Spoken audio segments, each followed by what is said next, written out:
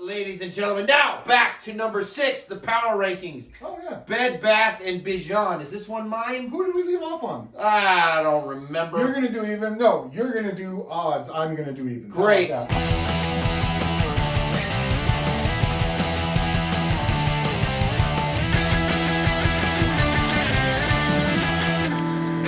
Good evening, sports fans, and welcome to the second episode of the 2023 Loop Power Rankings, brought to you by 36 Pitch Productions from the NoHo Arts District Studios in Southern California's beautiful San Fernando Valley. I'm Brian Burns. Matt Vega. And I know y'all are sitting at home wondering what happened to the Halloween Spooktacular. Well, friends, do I have a story for you? I'll tell you.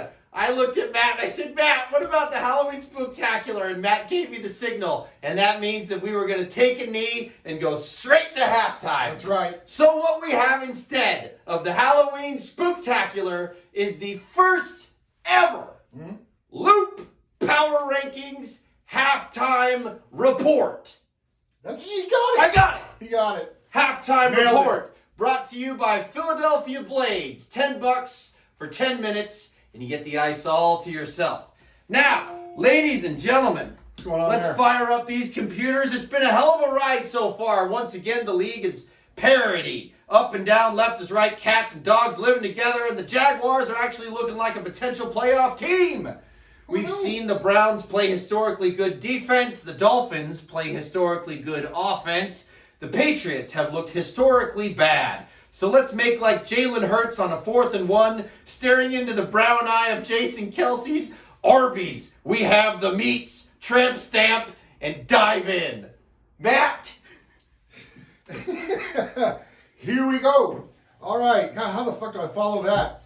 We're going to count down the power rankings starting with the bottom of the barrel. We're going to moonwalk. We're Yeah. going backwards. We're doing the moonwalk. I'm not We're going to going try back. and moonwalk. I'm wearing shoes that aren't. Good thing it's accommodating that. covered because nothing was happening down below. I'll tell you that much. Okay, nothing's happening up here either. I'll tell you that much. So, starting in reverse order, we got 12 New Braunfels House of Pain and 11 Dane. I'm gonna say Big tent. All right, and Danny's team started behind the 8 ball with auto drafting and has the lowest scoring output in the league with 780 points. And don't look now, but having gotten Jonathan Taylor-Thomas back, we haven't called his name all season, and Jamar Chase getting his groove back with Joe Burrow, he's managed to get a couple wins, and hopefully shouldn't be an automatic W for everyone else going forward. And then there's Dane on a 3-game skid, even the likes of Justin Herbert, Travis Kielce, and Najee Harris, DK Metcalf. Somehow, this team has only managed to muster 2 wins for the whole season. It's a big surprise, Matt.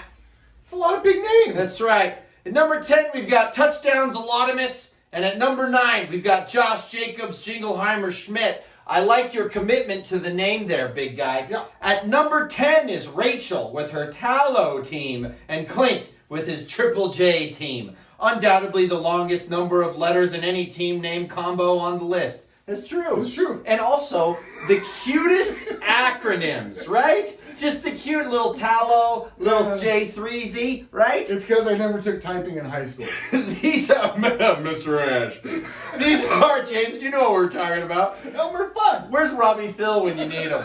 These are the worst of the 4 and 5 teams. They got a shot, but are each trending in a bit different directions. Rachel started off hot with 2 weeks, scoring over 150 points in the first 3 weeks. Has since cooled way off in time to navigate the bye weeks during a 3-game losing streak. Meanwhile, Clint, Big Papa Pump, holla! If you hear me, show me those puppies. Meanwhile, Clint started slow but managed to get some wins after the first Brian couple tried to weeks. hold my hand there. Wait till the camera turns off.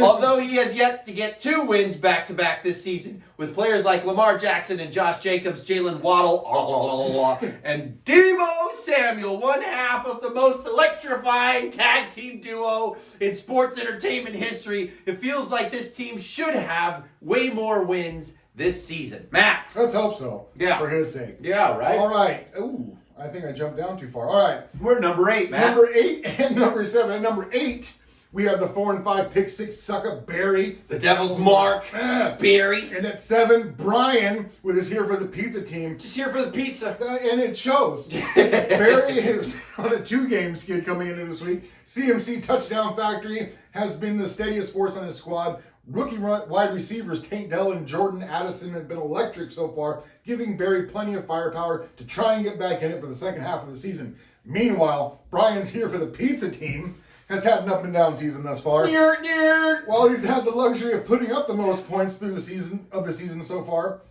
with 1,220. That's right. He has also faced the highest scores against him.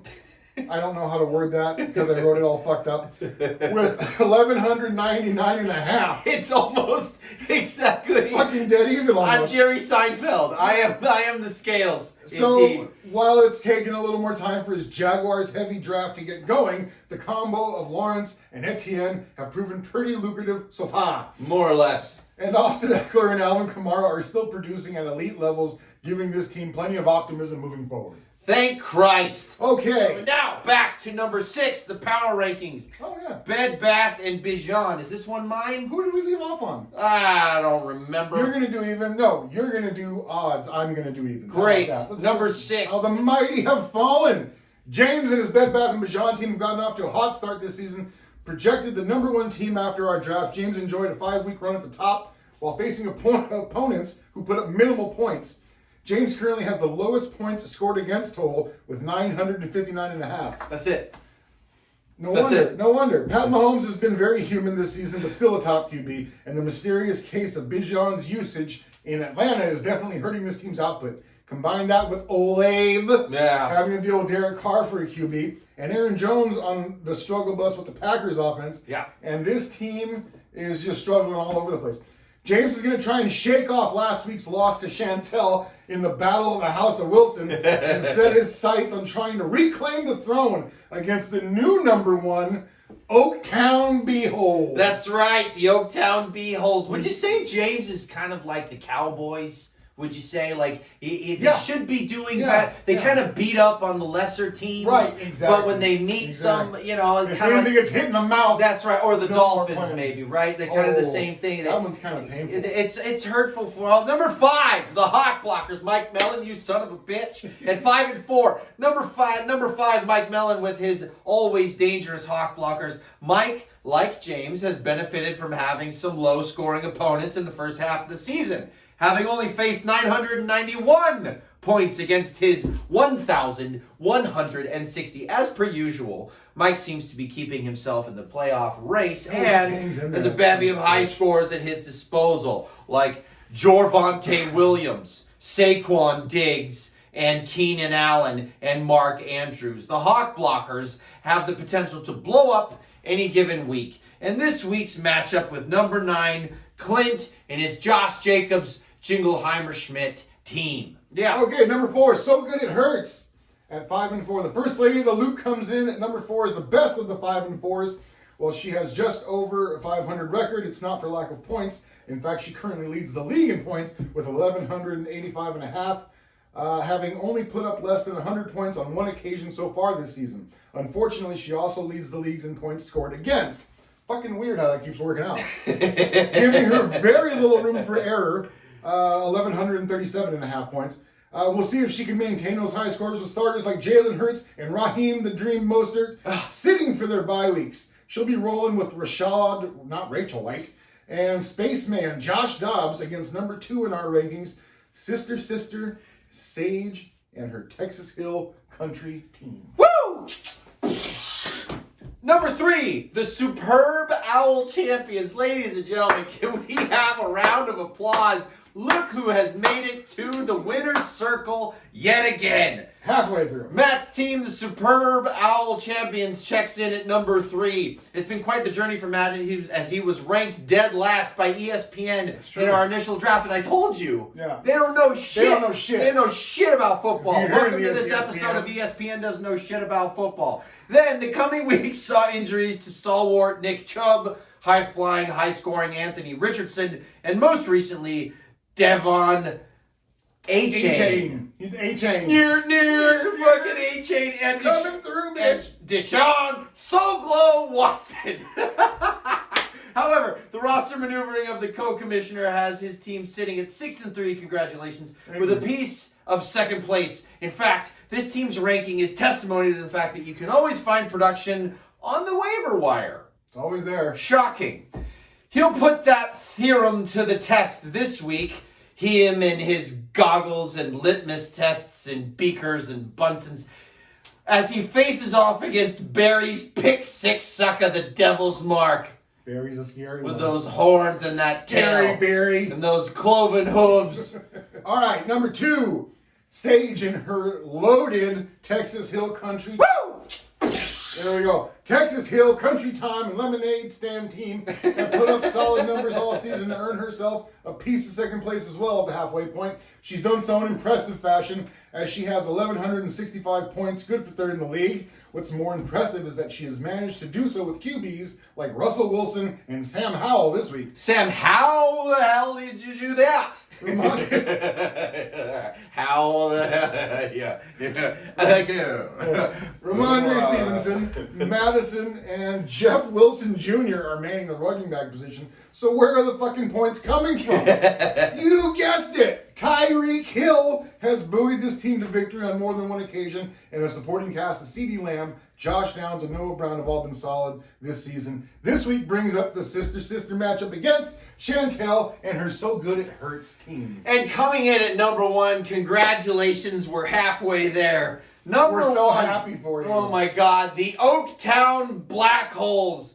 Finally, ladies and gentlemen, Oaktown B-Holes, we are at the number 1 with the newcomer. Of course, it's always the new guy. Fucking new guys. Pay your dues. David Olson, congratulations, leading the pack at 7-2. Some leads just aren't meant to be matched. Son of a bitch. Olson started off shaky, losing 2 of the first 3 games of the season. Since then, he has ripped off 6 straight wins to take sole control of first place. It's always fun in the beginning watching everybody go from the top to the bottom, and then they just kind of shuffle around. That's always fun. Josh Allen, Derrick Henry, Gus Edwards, I guess so, Lockett, and Gabe Davis. God damn it, you son of a bitch. I let him go because he wasn't producing, and you picked him up, and look how he's doing. God. David, truly, I did do that. David truly has the Bills hadn't figured it. They still haven't really figured it out yet. He has the most volatile team in the league. I mean, B-hole and all. Am I right? And while the whole team may and while the whole time, I'm always going to read what you write. That's my fault. I'm sorry, we don't read these before we read them. Fault. And while this whole team may seem boom or scream or stream, this whole team, boom or bust. There you go. He always seems to have 1 or 2 guys who will boom just enough to get home with the win. This week brings a matchup with former number 1, Bed, Bath, and Bijan. An important thing to note, ladies and gentlemen, we're only halfway through, and really I keep saying this, but the beginning of the season really doesn't matter that much. Now's the time. Yeah. Now's the time for your rosters to gel and put in those strong starters. Now's the time to go on a streak and get your ass into the playoffs. Unless your New Braunfels has to pander Dane Amanche, because you're fucked. Yeah. So just do the best you can to piss everybody else off. And I mean, spoilers are a bitch. I'm playing Brunfels this week, so, we'll see how all that goes. But anyways, ladies and gentlemen, thank you for joining us in this second episode of the 2023 Loop 2023 Power Rankings, brought to you by 36 Pitch Productions from the NoHo Arts District Studios in Southern California's beautiful San Fernando Valley. This has been the first ever halftime report. Thank you for joining us. Take care of yourselves. Be kind to each other. I'm Brian Burns. I'm Matt Vega. And we will see you next time.